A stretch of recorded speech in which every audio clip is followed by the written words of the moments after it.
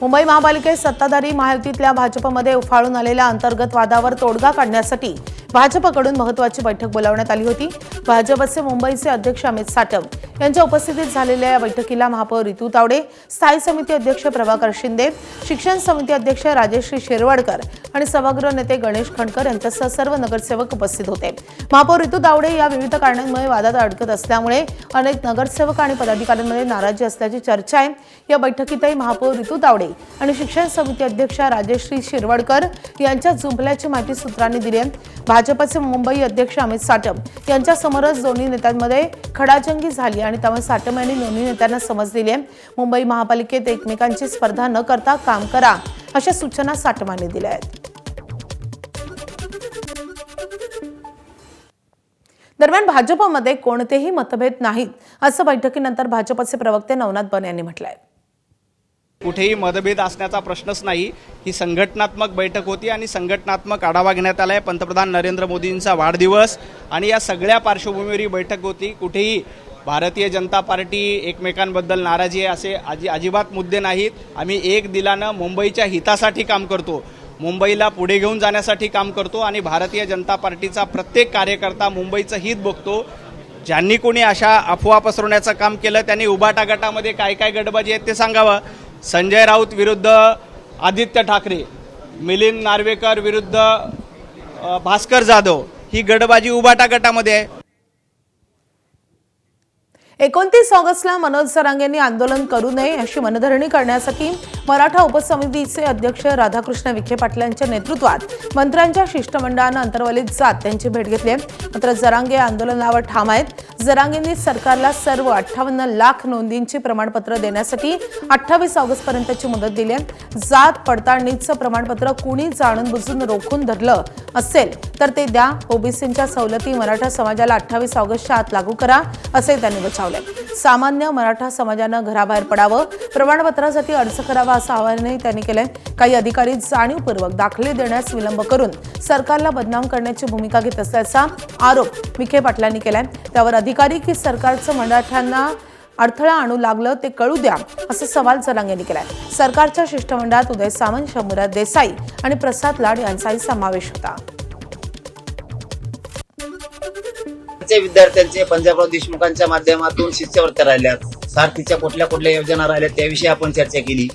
निधी सगळा द्या महामंडळाचा ते पण सांगितलंय, सारथीला पण द्या म्हणून सांगितलं। 28 ऑगस्ट पर्यंत ते करतोय त्यांनी म्हणून सांगितलंय, पण आंदोलन हे थांबणार नाहीये। 29 ऑगस्टला आंदोलन होणार आहे। मला हे निर्णायक आंदोलन करायचंय। मराठा समाजाची मागणी मला पाठीमागे ठेवायची नाहीये। मराठा समाजानं हे विषय समजून घ्या। ज्यांचे जे घराने तुम्ही तुमचे अर्ज घेऊन अंतरवलीत यावं, म्हणजे मलाही सोपं जाईल आणि तुमच्यासाठी सोपं जाईल।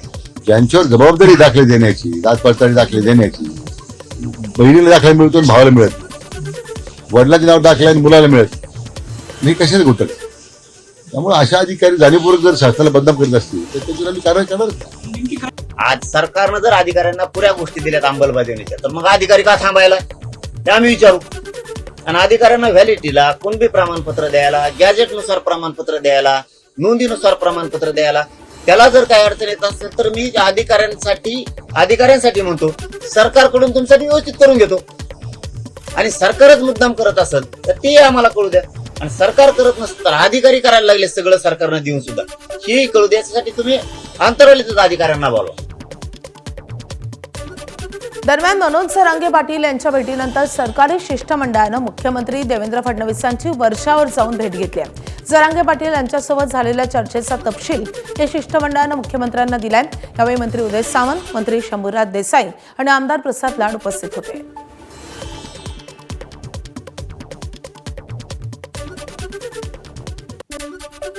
जरांगेंचा लढा ओबीसींविरोधात नाही तर सरकार विरोधात आहे असं भुजबळ यांनी म्हटलं होतं। तर यावर प्रतिक्रिया देताना भुजबळांना म्हातारपणा शहाणपण आल्याचा टोला जरांगेंनी लगावलाय। हे आता जे आहे जरांगेचं जे आहे, हा लढा आमच्या विरुद्ध नाही आहे, हा लढा शासनाच्या विरुद्ध आहे की आमचे जे आहेत त्यांचे जे काही जात पडताळणी रद्द का होत्या, त्याला शासन उत्तर देत आहे। आम्ही मध्ये जाऊन बैल म्हणजे मारण्याचं काय कारण आहे? ज्या गोष्टी आम्ही त्यांना भेटल्यानंतर आमच्या होत आहेत शांततेने, ते आम्ही शांततेने करू. ते बरं झालं म्हातारपण लोकांना भुजबळ साहेब छान झालं, कारण त्याच्या लक्षात आलं इथं मराठ्याचे मतं आहेत आणि या मराठ्याच्या मतात यावेळेस लई फजिती झाली. कुठं आपल्या नातवाचं पोराचं पुतण्याचं वाटोळं करून घेतात, कारण त्याला कायदा कळतो. त्याच्या लक्षात आलंय की आपण नोंदी निघालेल्या रोखू शकत नाही, गॅजेट सरकारी दस्तऐवजी आपण रोखू शकत नाही, हे त्याच्या लक्षात आलं. त्यामुळे त्याला वाटतं उगाच राजकीय करिअर उद्ध्वस्त करून घ्यायचं आणि म्हातारपणाला बरं झालं दिशानं. अभिजित दिपकेंच्या स्कूल ठीक करो या मोहिमेनंतर राज्य सरकार ॲक्शन मोडवर आलंय. जिल्हा परिषदेच्या शाळा महिन्याभरात सुविधायुक्त कराव्यात अशा सूचना ग्रामविकास मंत्री जयकुमार गोरे यांनी दिल्या. ग्रामविकास मंत्री आणि शालेय शिक्षण मंत्र्यांची संयुक्त बैठकीत शाळा सुधारण्यासंदर्भात चर्चा झाली आहे. शाळांमधील पिण्याचं पाणी, स्वच्छतागृह, वीज आणि वर्गखोल्यांची स्थिती याचा प्रत्यक्ष आढावा घेऊन 8 दिवसात अहवाल सादर करावा. ज्या शाळांमध्ये पिण्याच्या पाण्याची किंवा स्वच्छतागृहांची सुविधा उपलब्ध नाही तिथे ती तातडीनं उपलब्ध करून द्यावी अशी सूचना प्रशासनाला देण्यात आली आहे. जिल्हा परिषदांच्या मुख्य कार्यकारी अधिकाऱ्यांनी शाळांना प्रत्यक्ष भेट देऊन तेथील पायाभूत सुविधांची पाहणी करावी असंही या मंत्र्यांनी सांगितलंय. दिल्लीमध्ये जंतर मंतरवर जैनसिंहनं केलेल्या आंदोलनानंतर प्रत्येक पक्ष आता जैनसिंहसोबत संवाद साधण्याचा प्रयत्न करतोय. प्रत्येक पक्षाचा जैनसिंहला आपल्यासोबत जोडण्याचा प्रयत्न सुरू आहे. शिंदेच्या शिवसेनेचे खासदार डॉक्टर श्रीकांत शिंदे आता जैनसिंहशी संवाद साधणार आहेत. अंधेरी पूर्वेमध्ये आमदार मुर्जी पटेल यांच्या माध्यमातून शेर ए पंजाब ग्राउंडमध्ये ते जैनसिंहसोबत संवाद साधतील. संध्याकाळी 6 वाजता या कार्यक्रमाचं आयोजन करण्यात आलंय. श्रीकांत शिंदे काय संवाद साधणार हे पाहणं महत्त्वाचं असेल. आज पुणे महापालिकेची महासभा होणार आहे. राष्ट्रवादीच्या नगरसेवकांचा निधी रोखल्यानंतरची पहिलीच महासभा होतीये. पुण्याचे राष्ट्रवादीचे नगरसेवक अमोल बालवडकर आणि सुहास टिंगरे यांचा निधी भाजपनं रोखल्यानं पुणे महानगरपालिकेत राष्ट्रवादी आणि भाजपमध्ये मोठा गदारोळ झाला होता. त्यानंतर आता पुन्हा पुणे महापालिकेची सर्वसाधारण सभा पार पडणार आहे. या सभेत झिरो बजेटबाबत काय घडतं हे पाहणं महत्त्वाचं असेल. तर दुसरीकडे राष्ट्रवादीचे शहराध्यक्ष सुनील टिंगरे यांनी मुख्यमंत्र्यांना पत्र लिहून राष्ट्रवादी काँग्रेसच्या नगरसेवकांना निधी आणि योग्य प्रतिनिधित्व मिळण्याबाबतही विनंती केली होती. त्यामुळे आजच्या महासभेत नेमकं काय घडणार हे पाहणं महत्त्वाचं असेल. मुंबईमध्ये मुख्यमंत्री यांच्या वर्षा निवासस्थानाकडे जाणाऱ्या मुख्य रस्त्यावर मॅनहोलचं झाकण तुटल्याची घटना समोर आली आहे. तब्बल 15 दिवसांपासून मॅनहोलचं झाकण तुटलेल्या अवस्थेत असूनही महापालिकेचं याकडे दुर्लक्ष असल्याचं पाहायला मिळतंय. सध्या या ठिकाणी पालिकेचा एक कर्मचारी तैनात करण्यात आलाय. विशेष म्हणजे मुख्यमंत्री, मंत्री आणि अनेक व्हीआयपींचे ताफे याच रस्त्यावरून ये जा करतात. त्यामुळे या धोकादायक मॅनहोलमुळे मोठा अपघात होण्याची शक्यता आहे. महापालिका प्रशासनाकडून तातडीनं दुरुस्ती करण्याची गरज आहे. याचा आढावा घेतलाय आमचे प्रतिनिधी राजू सोनावणे यांनी. राज्याचे प्रमुख अर्थात मुख्यमंत्री आणि मुख्यमंत्र्यांचं जे काही निवासस्थान आहे ते वर्षा निवासस्थान आहे आणि त्याच निवासस्थानाकडे जाणारा हा जो काही रस्ता आहे त्यावरती मी उभा आहे पाहतो आपण. मात्र याच रस्त्यावरती जे आहे ते मॅनहोलचं झाकण जे आहे ते तुटलेलं पाहायला मिळते. त्यामुळे अपघात होताना वाचले पाहायला मिळतात. 1-2 दिवस नाही तर तब्बल 15 दिवसांपासून हे मॅनहोलचं झाकण तुटलेलं आहे आणि त्यामध्ये आपण पाहतोय का बॅरिकेडिंग जे आहे ते लावण्यात आलेलं होतं. खरं तर आपण पाहतोय का मुख्यमंत्र्यांच्या वाहनांची, ताफ्यांची रोज ये जा या ठिकाणाहून होत असते आणि तोच रस्ता आपण पाहतोय का कशा प्रकारे जो आहे तो धोकादायक एक प्रकारचा जो आहे तो म्हणावा लागेल. रोडच्या बरोबर बाजूला मध्यभागी हे मॅनहोल आहे आणि त्याच्या बाजूचा पूर्ण काही भाग जो आहे तो खचलेला आपल्याला पाहायला मिळतोय. त्यामुळे एकूण जर पाहिलं तर हा मॅनहोलचा पूर्णपणे परिसर जो आहे किंवा भाग जो आहे तो खाली जाण्याची शक्यता नाकारता येत नाही. त्यामुळे जर मुख्यमंत्र्यांच्या निवासस्थानाबाहेरच्या अशी ही घटना असेल आणि जर महापालिका दुर्लक्ष करत असेल तर त्याहून आणखी दुर्दैव काय असा प्रश्न जो आहे तो सर्वसामान्यांकडनं विचारला जातोय. कॅमेरामॅन कृष्णा कापरे सर एबीपी माझा मुंबई. नाशिक रिंग रोड बाधित शेतकरी आज सकाळी 10 वाजता नाशिक ते मुंबईतल्या आझाद मैदानापर्यंत पायी मोर्चा काढणार आहेत. शेतकऱ्यांच्या विविध मागण्या आणि रिंग रोड बाधित शेतकऱ्यांचे प्रश्न अद्याप प्रलंबित असून वारंवार शासनासोबत चर्चा करूनही निर्णय होत नसल्यानं पुन्हा एकदा रिंग रोड बाधित शेतकरी नाशिकहून पायी मोर्चा काढणार आहेत आणि हा मोर्चा आझाद मैदानावर धडकणार आहे.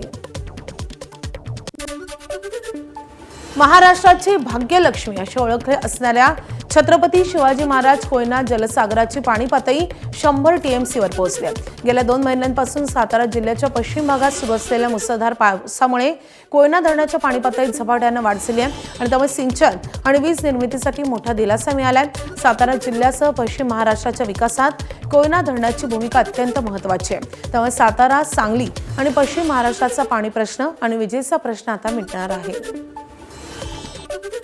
यवतमाळ जिल्ह्यात झालेल्या अतिवृष्टीमुळे तब्बल 535 गावातील 41,556 शेतकऱ्यांचं नुकसान झालंय. 36,000 हेक्टरवरील पेरलेलं सोयाबीन, कापूस, तूर पिके आणि बागायती बहुवार्षिक फळपिकांचं अतिवृष्टीमुळे नुकसान झालंय. या नुकसानीचे पंचनामे करून 31,55,00,000 रुपयांचं नुकसान झाल्याचा अहवाल जिल्हा प्रशासनानं शासनाकडे पाठवलाय. आता ही मदत प्रत्यक्ष शेतकऱ्यांच्या खात्यात कधी मिळेल याकडे शेतकऱ्यांचं लक्ष लागलंय. साहेब, पंचनामे झाले, 80% आमचं नुकसान झालेलं आहे साहेब, पण शासनानं काही आतापर्यंत आमच्याकडे लक्ष नाही दिला. काय मागणी आहे तुमची? बस आम्हाला लवकरात लवकर विमा भेटला पाहिजे साहेब आणि याची आम्हाला शासनाकडून मदत भेटली पाहिजे एवढीच अपेक्षा आहे साहेब. नुकसान भरपाईची काही मागणी आहे? हो, नुकसान भरपाई भेटलाच पाहिजे साहेब आम्हाला. अतिवृष्टी झाली, खूप प्रमाणात कपाशीचं नुकसान झालं, त्यामध्ये पीक विम्यासाठी त्रास झाला शेतकऱ्यांना आणि नुकसान भरपाईच्या नावावर काहीच मिळालं नाही अजून शेतकऱ्यांना. आणि आमच्या इथले शेतकरी त्या सेतू केंद्रामध्ये जवळजवळ त्रस्त झाले. परंतु आज अशी परिस्थिती झाली आहे शेतकऱ्यांची की आज रोजी पावसानं पुन्हा दडी मारली आणि दडी मारल्यामुळे पाऊस शेतकरी पुन्हा अडचणीत आलेला आहे.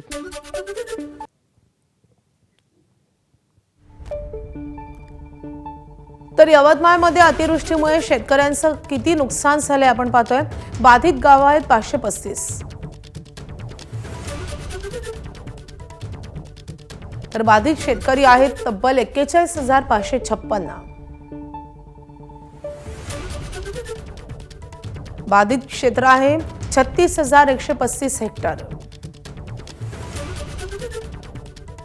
आवश्यक निधी आहे 31,55,00,000 रुपये.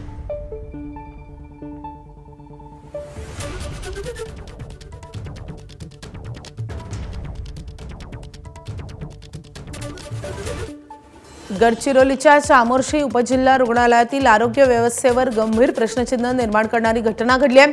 23 ऑगस्टला पहाटे जामगिरी येथील जिजा सातर या महिलेला प्रसूतीसाठी दाखल करण्यात आलं. मात्र 11 वाजेपर्यंत 2 पैकी एकही स्त्रीरोग तज्ज्ञ डॉक्टर रुग्णालयात उपस्थित नव्हते. प्रकृती खालावल्यानं तिला गडचिरोलीच्या महिला व बाल रुग्णालयामध्ये हलवण्यात आलं, जिथे प्रसूतीनंतर नवजात बाळाचा मृत्यू झाला आणि काही तासातच अतिरक्तस्रावामुळे त्या महिलेचाही मृत्यू झाला.